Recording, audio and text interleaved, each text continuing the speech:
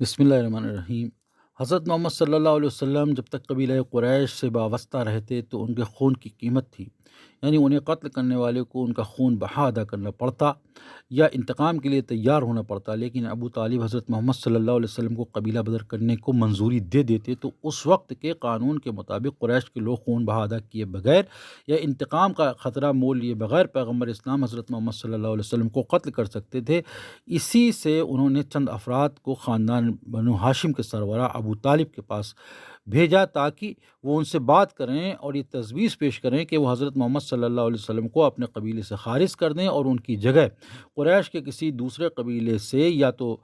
دو نوجوان افراد کو اپنے خاندان میں شامل کر لیں۔ یہاں پڑھنے والے شاید حیرت کریں گے کہ قریش کہ لوگ ابو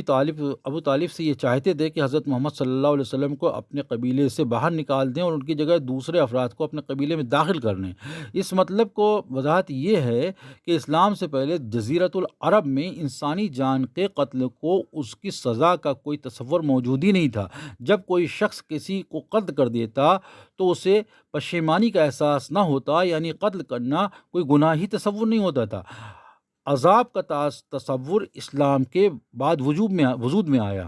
جزیرۃ العرب کے قبیلوں میں انسان کی حیثیت ایک مادی شے کی طرح ہوتی تھی، اور اگر وہ قتل کر دیا جاتا تو اس کے خون کی قیمت ادا کرنے کے بعد قاتل کو جس میں کوئی معنوی ذمہ داری نہیں رہتی تھی، یعنی اسے گناہ کا احساس اور آخرت میں عذاب کا خطرہ محسوس نہ ہوتا تھا۔ کبھی یہ بھی ہوتا تھا کہ مقتول کے خون کی قیمت ادا کرنے کے بجائے قاتل کے قبیلے کا ایک فرد مقتول کے قبیلے کو دے دیا جاتا تھا تاکہ توازن برقرار رہے، کیونکہ ریگستانی علاقے کے رہنے والے عرب ایک قبیلے کے افراد کو مادی سرمایہ تصور کرتے تھے، لہٰذا ان کا یہ خیال تھا کہ ایک شخص کے قتل ہو جانے سے اس قبیلے میں جو کمی آئے گی اسے دوسرے شخص کے حاصل کرنے کے بعد پورا کر لیا جا سکتا۔ یوں انسانی توازن برقرار رہے گا اور مقتول کا قبیلہ بھی نقصان میں نہیں رہے گا۔ لہذا کچھ ایسے ہی افراد کے پیش نظر قریش کے سرکردہ افراد نے ابو طالب رضی اللہ تعالیٰ عنہ کو یہ تجویز پیش کی تھی کہ اگر وہ اپنے بھتیجے کو قبیلہ بدر کر دے تو ان کی جگہ کوئی دوسرا شخص لے لے گا، نہ صرف انہیں کوئی نقصان نہیں ہوگا بلکہ انہیں تو ایک کے بجائے دو افراد مہیا کر دیے جائیں گے، اور یہ تو فائدے کی بات ہے۔ قریش کے نمائندے جب حضرت ابو طالب کے پاس پہنچے تو ان سے اپنی بات کہی اور یہ تجویز ان کے سامنے پیش کی۔ حضرت ابو طالب نے کہا کہ میں ہرگز مسلمان نہیں ہوں گا اور اپنے باپ دادا کے دین پر قائم رہتے ہوئے موت کو لبیک کہوں گا، لیکن میں اپنے بھتیجے کو قبیلہ بدر نہیں کر سکتا کہ تم اسے قتل کر ڈالو۔ البتہ یہ وعدہ ضرور کرتا ہوں کہ میں حضرت محمد صلی اللہ علیہ وسلم سے بات کروں گا، شاید اسے نئے دین کو چھوڑنے پر آمادہ کر سکوں۔ تم لوگ اگلے دن میرے پاس آنا، میں تمہیں نتیجے سے آگاہ کر دوں گا۔ حضرت ابو طالب نے اسی دن حضرت محمد صلی اللہ علیہ وسلم کو اپنے گھر بلایا اور ان سے کہا کہ قریش نے مجھ سے مانگ کی ہے کہ میں تمہیں خاندان سے باہر نکال دوں۔ میں نے ان سے کہا کہ میں حضرت محمد صلی اللہ علیہ وسلم کا دین ہرگز قبول نہیں کروں گا، لیکن چونکہ وہ میرے بھتیجے ہیں لہٰذا میں انہیں اپنے قبیلے سے نہیں نکال سکتا، لیکن ان سے بات چیت ضرور کروں گا کہ تاکہ انہیں منا سکوں۔ پیغمبر اسلام حضرت محمد صلی اللہ علیہ وسلم نے سے پوچھا، چچا آپ مجھے کس چیز سے منع کرنا چاہتے ہیں؟ تو حضرت ابو طالب نے جواب دیا کہ تمہارے نئے دین سے۔ حضرت ابو طالب نے جواب دیا کہ میں ان سے وعدہ کر چکا ہوں کہ تمہارے ساتھ گفتگو کروں اور تم اپنے نئے دین کی تبلیغ چھوڑ دو اور دوبارہ اس طرح کی باتیں زبان پر مت لاؤ۔ پیغمبر اسلام حضرت محمد صلی اللہ علیہ وسلم نے فیصلہ کن انداز میں جواب دیا،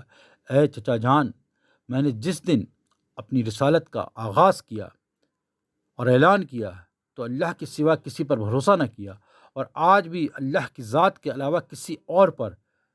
آسرا نہیں رکھتا۔ اگر آپ مجھے قبیلے سے نکالنا چاہیں تو ایسا کر سکتے ہیں، لیکن حضرت ابو طالب نے اپنے بھتیجے کو قبیلہ بدر نہیں کیا کیونکہ اس کام کو وہ اپنے لیے برا سمجھتے تھے، اس لیے انہوں نے قریش کو جواب دیا کہ میں حضرت محمد صلی اللہ علیہ وسلم کو قبیلہ بدر نہیں کر سکتا،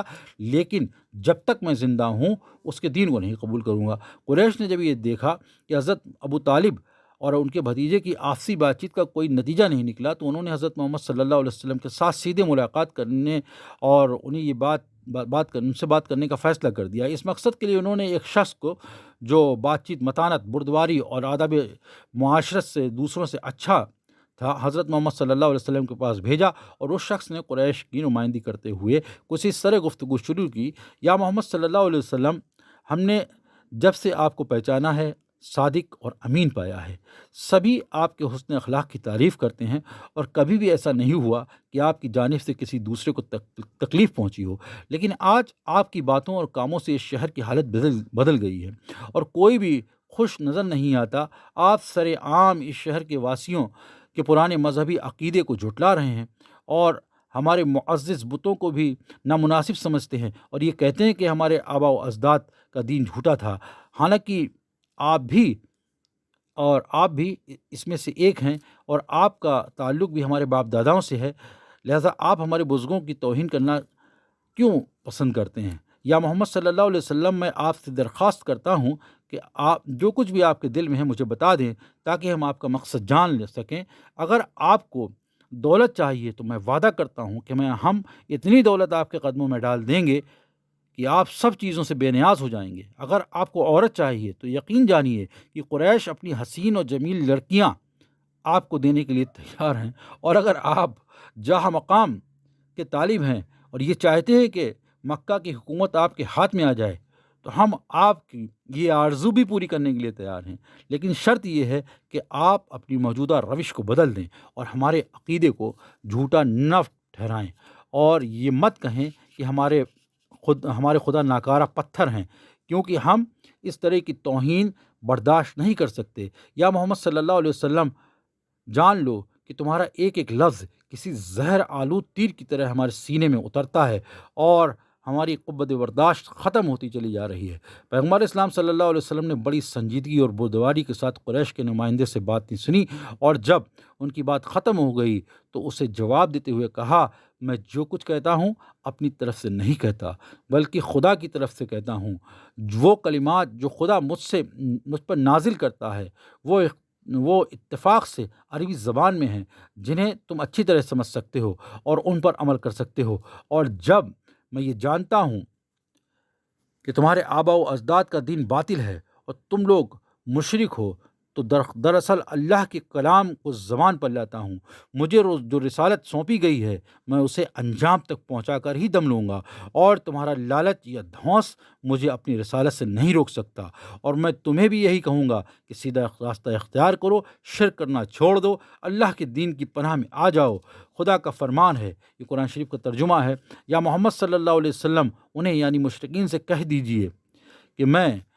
تمہاری طرح کا انسان ہوں، لیکن اس فرق کے ساتھ کہ مجھ پر خدا کی طرف سے وحی نازل ہوتی ہے، تاکہ تمہیں بتاؤں کہ تمہارا خدا ایک ہے۔ اس کی طرف منہ موڑو اور اپنے گناہوں سے توبہ کرو، اور مان لو کہ مشرکین جہنم کے کنویں میں ڈال دیے جائیں گے۔ قبیلہ قریش کے ایلچی نے جب حضرت محمد صلی اللہ علیہ وسلم کا جواب سنا تو وہ قریش کے پاس لوٹ آیا اور ان سے کہا کہ مجھ سے